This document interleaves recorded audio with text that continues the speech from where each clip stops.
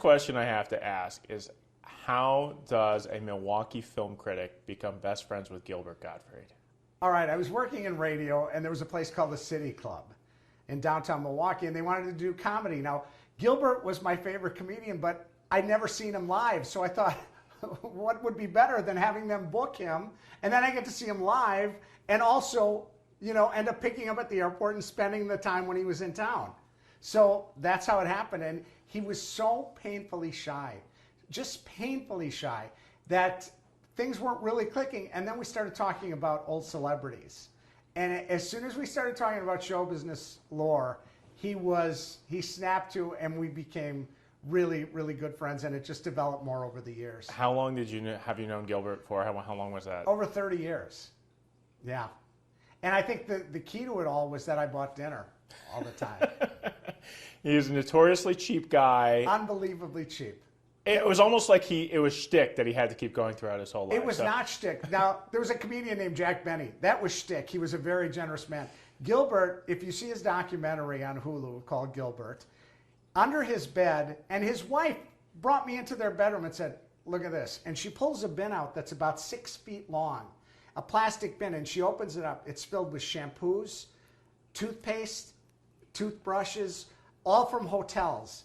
And when he would come see me at the hotel, in fact, I have a picture of it somewhere, he would stop at the front desk, and they would recognize him, and he'd say, could I get some toiletries? And they'd give him a bag full, and he loaded up this tub. You could live the rest of your life and never have to buy shampoo or toothpaste, based on that supply that he had underneath his bed. It was like a sickness almost. It's unique, that's for sure. Yeah. Hearing this, let's talk about Gilbert's voice. Okay. Unmistakable voice that That's Gilbert right. Gottfried has. Yeah. You actually know Gilbert Gottfried's real voice. It's That's not right. the same as what we all know. It isn't. No, because no one could yell like that at a sustained level. But, you know, when he would get laughing, you know, and that was my favorite part about our conversations, because we would laugh so hard. You know, then he kind of sounded like the Gilbert Gottfried on stage because his laugh was that loud. And in fact, his wife Dara told me she would know that he was talking to me because she would hear him roaring in the other room, and she actually filmed it and you know, sent it to me of Gilbert laughing during one of our conversations. But normally, no, he had a regular voice, and it was when he got on stage that he became the loud Gilbert Gottfried that we know. So who's the real Gilbert Gottfried? How do you know him? How do you You remember know what? him? I would say the real Gilbert Gottfried is the guy on stage. He loved being in show business. It meant a lot to him. Now, he didn't want to put a lot of effort into it. His act didn't change he had the most obscure references that I will tell you about a notorious Summerfest show and what happened at that. Okay? All right, let's hear about. So he goes to Summerfest. He goes to Summerfest, and the place is jammed. You cannot find a place to stand. It is full. And Gilbert knows that I'm there, and I'm not making this about myself, but he would do stuff that only I would get, and I wouldn't understand why he would do that. He didn't care about what the audience thought. So he starts doing all these obscure references of actors that nobody knows, of comedians nobody knows. And 3/4 of that crowd left. There were probably 50 people left near the end of his show, and they were so frustrated with him, they started throwing stuff at the stage. So security from Summerfest came out and stood in front of the stage, and to insult the audience even more, Gilbert says, here are the people who will explain the jokes to you. So his favorite thing, honestly, was doing a routine 10 times, 15 times, where it got huge laughs at the beginning, and then by the end, no laughs at all. And you off to the side, I'm sure you were rolling. I was dying because I couldn't believe his guts on stage. That he would, you know, if I go on stage to do something, I'm not a comedian, but if I get a laugh, I'm so happy. If I don't get a laugh, I'm so depressed. But it didn't matter to him. He wanted to lose the audience. So strange. And you consider him a best friend. I do. His wife told me that she said, you know, that you're his best friend. And I was flattered by that because he is, I hate to say he was, it's just hard to believe, but, you know, he was a really private, quiet guy, and that he let me into that world of his It was an honor, you know. I'd go to his house. I'd see him with his kids. That was one of the most beautiful things because that was a Gilbert I'd never seen before. He was really affectionate with his kids. His wife, not so much. A lot of us, when we talk to people now, we text message or not at all, and we've kind of lost that connection. You and Gilbert Gottfried talked a lot. I don't think people realize how often you guys talk. Yeah, I mean, either he'd call me or I'd call him 5 or 6 times a week. And I'm not kidding you, Ben, every time we laughed so hard. And what better thing can you say about a friend? That's what you hope, right? You hope you have someone who brings you that much joy in the world. That's right. We all think of Gilbert Gottfried. I mean, he's been in so many roles, so many iconic roles. What do you think was the connection that brought you to, still back to he's best friends with a guy in Milwaukee of all places, you know? It's old show business. That's what it is. The fact that he could say an obscure character actor, and I knew who that character actor was. You know, he could talk about a comedy routine that somebody may have done on a variety show in the 60s, and I knew what it was.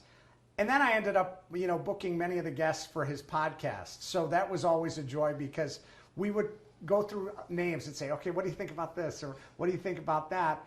And some of those shows, I'm so proud, over 400 episodes. We had Robert Wagner on, Peter Bogdanovich, the director, Richard Donner, the director, Peter Fonda, all these great names, and they all had fun. I got an email today from Paul Feig, the director, saying, thank you so much for getting me on that show. It was such a pleasure to meet Gilbert and be on his show. Yeah, you were talking that tomorrow, obviously a hard day, but you will be speaking at the funeral? Right. And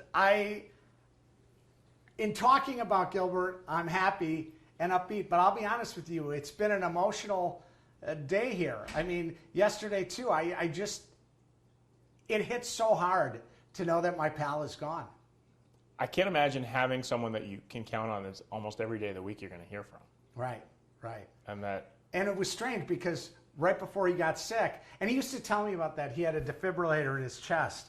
And, sorry, he had a defibrillator in his chest, and every once in a while it would go off, and he'd say it scared him so bad because he said, imagine if someone came up to you at point blank range and shot you with a gun. That's what that defibrillator felt like.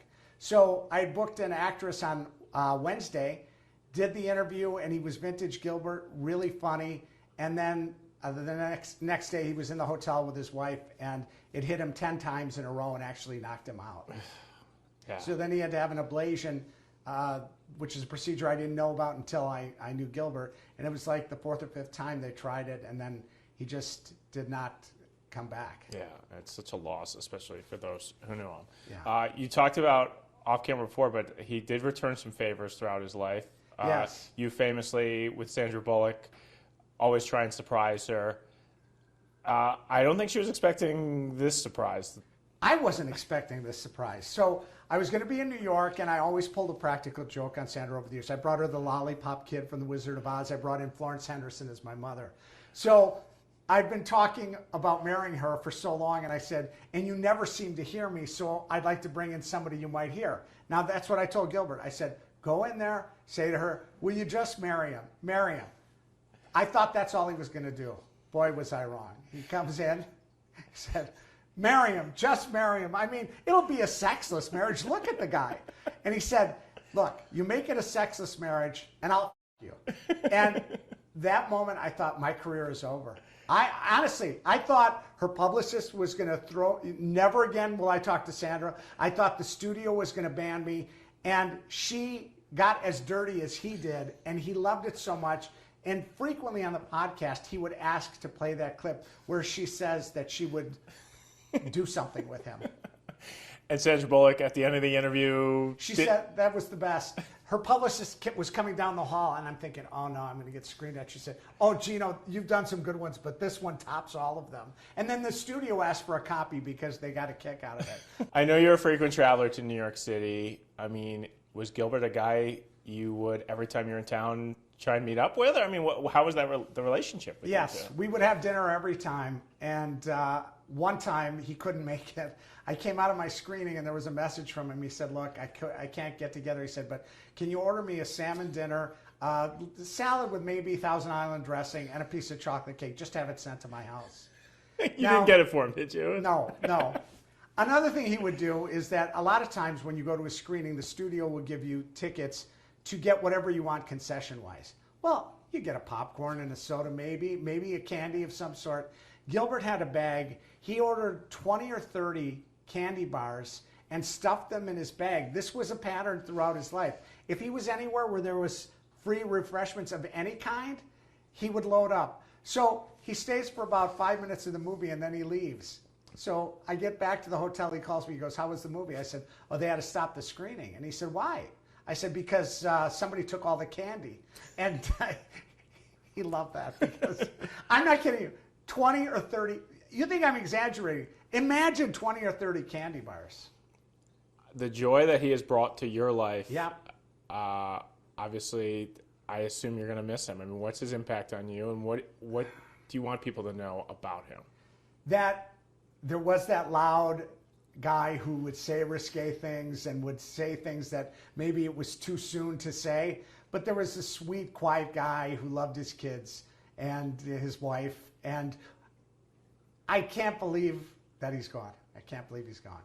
And his legacy that he leaves behind in the comic world, I mean, he took so many risks. It seemed like he didn't care. He lost jobs because of the risks. That's right. And, it's so interesting. He would always kind of make fun of his career to me. Like, he didn't think he really made an impact.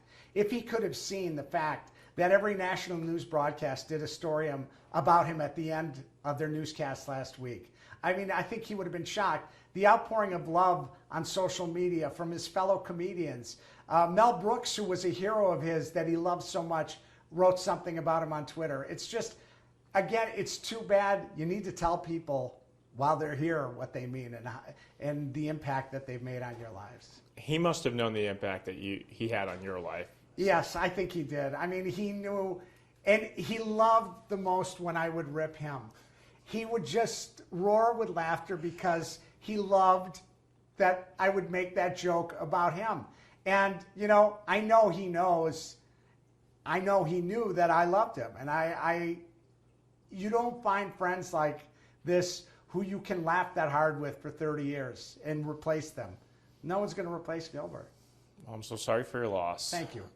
Obviously, the fact that we're sitting down with you talking, and we've never done this with another person, and you know a lot of people, I just thought it should be told. So for you, it was the radio gig, but the booking acts locally that...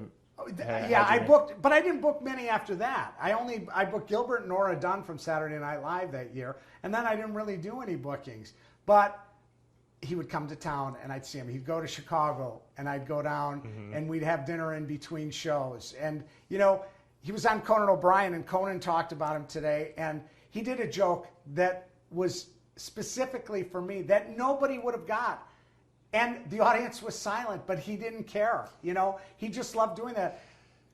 One thing that I didn't tell you is that he stole my stories. On his podcast, I'd be listening. He'd leave them like little bombs for me, where all of a sudden he starts telling a story, and I go, wait a second. No, that happened to me. That didn't happen to Gilbert. And then I would call him and say, you did it again. And he would just roar with laughter. He loved stealing my stories. Any listener of the podcast will know that Gilbert stole so many of my stories, and you know what? It was an honor. It says a lot about your friendship. Yeah. So, I'm sorry, Gino. Thank you, pal. Thanks. Yeah. Those stories are just unbelievable when you think about that close connection. But you hear him on that voicemail of how he's laughing so hard, Yeah. Yeah. And I can't, it doesn't register that he's not going to be here. Yeah. Yeah. I was shocked when Jake told me what you had told him, because you just Gilbert Gottfried. Yeah. What? When you hear of someone that you didn't know was sick, or and obviously he'd been battling this thing, but it didn't seem like he was like in the hospital for months, on life support. He was very frail, and he had this other syndrome that left him kind of unsteady on his feet. So when he'd get on stage, sometimes they'd have to help him, and the audience was kind of shocked. But then he'd get into his routines and. Has he still been doing stand-up? Yeah, he was in Toronto. That was for stand-up. Yeah. I don't know if he knew his voice was so unique, but when he started out, he was so nervous. He would close his eyes on stage and just rub his head, and I think that just became part of his routine. He wouldn't have to look at the audience, and he could just yell in that voice and not have to feel all these eyes looking at him. It always amazes me someone who's so awkward and so shy has a career in being a stand-up comedian. Yep. And I would say, if you look at all those tweets from comedians, they would say, the sweetest, quietest guy that you could meet. When you go up to him in like Appleton and go out to, do people realize it's even him? Oh, yeah. Or? Oh, yes. So. Yeah. But nobody picked up the check except me. Well, you'll be saving some money over there. Yeah, So. but you know what? It was worth every penny because I would get a show during those dinners. I mean, he was so entertaining, and he was happy even making just one person laugh. And I was honored to be that person. That is wild, though. He'd do a whole show and throw out jokes just knowing that you'd get a kick out of it. And not give a crap that the 10,000 other people in the room. And then if I was like over there, he would tell the joke, and he would go like this, and he would look at me and laugh. Like, I had dinner with Tony Curtis. And when I would tell a story that Tony Curtis would like, Tony would go, wonderful. Okay? So Gilbert would tell a joke, people would laugh, and then he'd go, wonderful. And they had no idea what that meant, but they went with it. It's just so crazy. Yeah. So, all right. Well,